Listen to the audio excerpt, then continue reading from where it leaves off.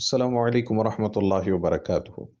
عنقریب ہمارا ہندوستان کے ایک بڑے شہر میں سفر ہوا تھا، تو وہاں ایک سنجیدہ قسم کے صاحب فہم آدمی نے یہ واقعہ سنایا جو ان کے ساتھ پیش آیا۔ انہوں نے فرمایا کہ جب واٹس ایپ پر ایک خبر وائرل ہوئی کہ انہی کے شہر کے ایک محلے کی ایک پڑھی لکھی بچی نے ایک ہندو لڑکے سے شادی کی ہے، تو وہ اس واقعے کی تحقیق کے لیے وہاں پر پہنچے۔ وہ فرماتے ہیں میں نے اپنے دوست کو ساتھ لیا اور اس پتے پر میں گیا۔ جا کر ہم نے باہر کا گیٹ کھٹکھٹایا تو اندر سے ایک بچی آئی، ایک لڑکی آئی۔ اس نے اوڑھنی سے اپنے چہرے کو چھپایا ہوا تھا۔ آتے ہی وہ بچی بھڑک گئی اور اس نے ڈانٹنا شروع کر دیا کہ کیوں آئے ہیں آپ لوگ؟ گالیاں دینے کے لیے آئے ہیں؟ برا بھلا کہنے کے لیے آئے ہیں؟ جتنی گالیاں دینا ہے آپ دے لیں، جتنا ذلیل کرنا ہے مجھے کر کے چلے جائیں یہاں پر۔ اب تک جتنے لوگ ذلیل کر کے گئے وہ کافی نہیں تھا کہ تم لوگ بھی آ گئے؟ جتنے لوگ ابھی گالیاں دے کے گئے وہ کافی نہیں ہوا کہ آپ لوگ ابھی آ گئے؟ تو وہ بچی بہت بھڑک کے بہت کچھ سناتی رہی، غصے میں بولتی چلی جا رہی تھی۔ یہ فرماتے ہیں کہ ہم لوگوں نے سر جھکا لیا اور خاموشی سے اس بچی کی بات کو تسلی سے ہم سنتے رہے۔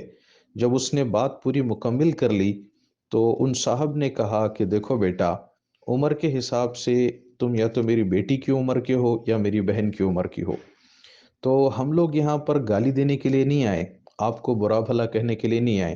بس اتنا معلوم کرنا تھا کہ کیا یہ بات صحیح ہے کہ آپ نے فلاں ہندو لڑکے سے شادی کر لی ہے؟ تو پھر غصے سے بھڑک گئی اور اس نے کہا میں نے شادی کی ہے، یہ بات صحیح ہے، میں کیا کرتی پھر؟ اس نے پھر آواز دے کر اپنی دو بہنوں کو بلایا اور بلا کر کہا کہ دیکھیں میری عمر اس وقت 32 سال ہے، یہ میری بہن ہے، اس کی عمر 30 سال ہے، یہ میری دوسری بہن ہے، اس کی عمر 28 سال ہے، کون ہم سے شادی کرے گا؟ یہ کہہ کے پھوٹ پھوٹ کے وہ رونے لگی۔ پھر اس نے کہا ہمارے پاس آفرز ہیں، بایو ڈیٹاس آئے ہوئے ہیں لڑکوں کے، اتنے ڈیمانڈز ہیں اپنی کمیونٹی کے لڑکوں کے، اتنے ڈیمانڈز ہیں، وہ ڈیمانڈ ہم پورے نہیں کر سکتے۔ وہ لڑکی رونے لگی۔ تو پھر جو ہے ان صاحب نے تسلی دی ان کو اور پیار محبت سے بات کی، تو ان بچیوں نے ان دونوں کو گھر بلایا اور اندر بٹھایا، بٹھا کر اپنے باپ کو دکھایا کہ یہ دیکھو، یہ ہمارے باپ ہیں، یہ پیرالائزڈ ہیں، ان کو پیرالائسس ہو چکا ہے، یہ چل پھر نہیں سکتے، بول بھی نہیں سکتے۔ کہا ہم جب چھوٹی چھوٹی بچیاں تھیں اس وقت ہماری ماں کا انتقال ہو گیا تھا، ہمارے باپ نے ہماری پرورش کی خاطر دوسری شادی نہیں کی، انہوں نے جو کچھ کمایا تھا، جو بچایا تھا، اس کے میں خاص گھر انہوں نے بنایا تھا، وہ گھر بھی ہمارے باپ نے بیچ دیا تاکہ بچیوں کی پڑھائیاں مکمل ہو۔ گھر بیچ کر کے ہمارے باپ نے ہم تینوں کو ایجوکیٹڈ بنایا ہے۔ لیکن جتنے لوگ شادی کے لیے آتے ہیں، کوئی کہتا ہے ہمیں 4 AC چاہیے، کسی کو کار چاہیے، کسی کو پیسہ چاہیے۔ پھر اس بچی نے اپنے چہرے سے کپڑا ہٹا دیا اور کہا دیکھو، دیکھ کے بتاؤ، کیا میں بدصورت ہوں؟ کیا میں بری ہوں؟ کیا میں کالی کلوٹی ہوں؟ مجھ سے خاتون کہتی ہے کہ ہم جہیز میں تھوڑا کمپرومائز کر سکتے تھے لیکن تمہارا رنگ کم ہے اس لیے ہم زیادہ مانگ رہے ہیں۔ تو بچی بولتی ہے چاچا آپ بتاؤ، کیا میں کالی ہوں؟ کیا میرا رنگ کم ہے؟ کیوں اس طرح کے کھیل کھیلے جاتے ہیں؟ کیوں اس طرح کی باتیں کی جاتی ہیں؟ یہ کہہ کے وہ تینوں بچیاں رونے لگیں۔ پھر اس بچی نے بتایا کہ ایک خاتون آئی تھی رشتہ دیکھنے کے لیے، وہ پورے گھر والے آئے ہوئے تھے، انہوں نے مجھ سے پانی لانے کے لیے کہا، جب میں پانی لے کے چل کے آئی تو وہ خاتون مجھے دیکھ کے کہتی ہے کہ تمہیں دیکھ کے لگتا ہے کہ تمہاری چلن سے معلوم ہوتا ہے کہ تم کنواری نہیں ہو۔ یہ کہہ کے پھر روئی بچی۔ وہ کہتے کیسے کیسی تکلیفیں ہم نے برداشت کی ہیں، کیسے کیسے حالات ہم نے جھیلا ہے۔ پھر اس نے کہا، پھر انہوں نے ان کو تسلی دی اور یہ پوچھا کہ بیٹا یہ تو بتاؤ کیا تمہارا اللہ پر ایمان ہے؟ تو تینوں بچیوں نے کہا ہاں چاچا ہمارا اللہ پر ایمان ہے۔ پھر انہوں نے کہا کہ تم اللہ کے نبی صلی اللہ علیہ وسلم پر ایمان رکھتی ہو کہ آپ آخری نبی ہیں؟ انہوں نے کہا ہمارا اس پر بھی ایمان ہے۔ کہ موت کے بعد زندگی ہے، اس پر تمہارا ایمان ہے؟ انہوں نے کہا ہاں چاچا ہمارا اس پر بھی ایمان ہے، ابھی بھی ہم ایمان پر قائم ہیں۔ تو انہوں نے کہا بیٹا تم کو تو اللہ تعالیٰ نے جنت کی شہزادیاں بنا کر پیدا کیا ہے، اللہ نے تو تمہیں جنت کے لیے پیدا کیا ہے، دنیا کے حالات تو یہ آگے پیچھے ہوتے رہتے ہیں، آتے رہتے ہیں، اس پریشانی کی کوئی بات نہیں ہے۔ پھر اس بچی نے بتایا کہ جب سے یہ واٹس ایپ پہ یہ خبر وائرل ہوئی ہے، تو جو لوگ یہ بڑی خوشی کے ساتھ واٹس ایپ پہ پھیلاتے ہیں نا، وہ اس کو ضرور سنیں۔ اس نے کہا کہ جب سے یہ واٹس ایپ پہ خبر وائرل ہوئی ہے، نوجوان لڑکے روزانہ میرے گھر کے پاس آتے ہیں اور ایسی گندی گندی گالیاں دے کے جاتے ہیں، اتنی گندی گالیاں دے کے جاتے ہیں کہ ہمارے کان سن سن کے پک گئے ہیں۔ پھر وہ لڑکی نے بتایا کہ کچھ نوجوان آئے، انہوں نے بہت برا بھلا کہا ہمیں، بہت برا بھلا کہا، یہاں تک انہوں نے کہا کہ تم تینوں بہنیں آؤ، کپڑے نکال کے راستے پہ لیٹ جاؤ تاکہ ہندو آئیں اور تم سے اپنی ضرورت پوری کر کے جائیں۔ تو پھر ایک دوسرا گروپ آیا لڑکوں کا، انہوں نے بھی کچی کچی گالیاں دی ہمیں کہ تم نے ہندو کے ساتھ شادی کی تم نے۔ تو میں نے ان سے کہا کہ نہیں، میں اس سے شادی نہیں کروں گی، چل یہ بتاؤ کہ تم چاروں میں سے کون میں میرے ساتھ شادی کرنے کے لیے تیار ہے؟ تو مسلمان لڑکوں نے ان بچیوں سے کہا کہ اس بچی سے کہا کہ تو ہمارے ساتھ شادی کرنے کے قابل ہی نہیں ہے، تو تو دھندا کرنے کے قابل ہے۔ تو آپ بتائیں ان بچیوں کے اوپر کیا گزری ہوگی۔ تو پھر وہ جو صاحب گئے تھے، انہوں نے اس بچی سے پوچھا بیٹا یہ تو بتاؤ کہ تمہارے اس ہندو لڑکے سے تعلقات کب سے ہیں؟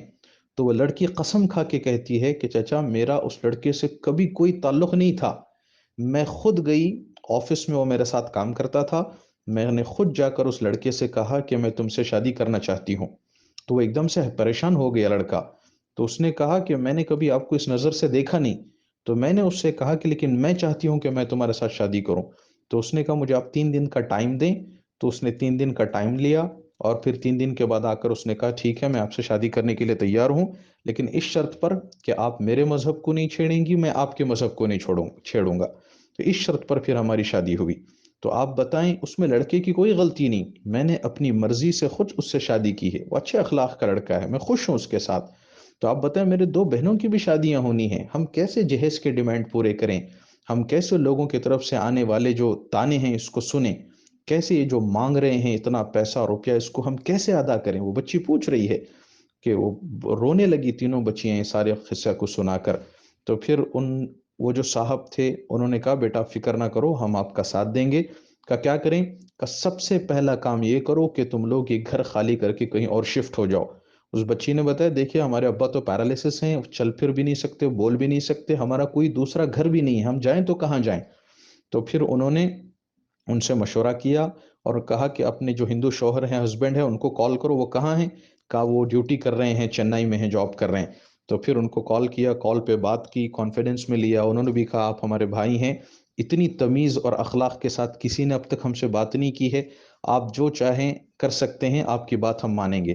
تو پھر انہوں نے مشورہ کر کے اس بچی کے ہسبینڈ سے پرمیشن لے کے، باپ کو بتا کر کے، وہ پوری فیملی کو اس گھر سے خالی کرا کر اپنے گھر میں لا کر رکھا انہوں نے، وہاں ان کی خدمت کی، کھلایا پلایا، پھر دوسرا گھر دوسرے محلے میں کرائے پہ لے کر پوری فیملی کو ان کی وہاں پر شفٹ کیا۔ وہ جو لڑکا تھا ہندو لڑکا، وہ بھی بہت متاثر ہوا، یہ بچیوں نے بھی بہت دعائیں دی کہ چاچا آپ فرشتہ بن کر آئے ہماری زندگی میں، ورنہ لوگوں نے گالیاں دے دے کے، تانے دے دے کے ہمیں مار دیا تھا، زندہ مار دیا تھا ہمیں۔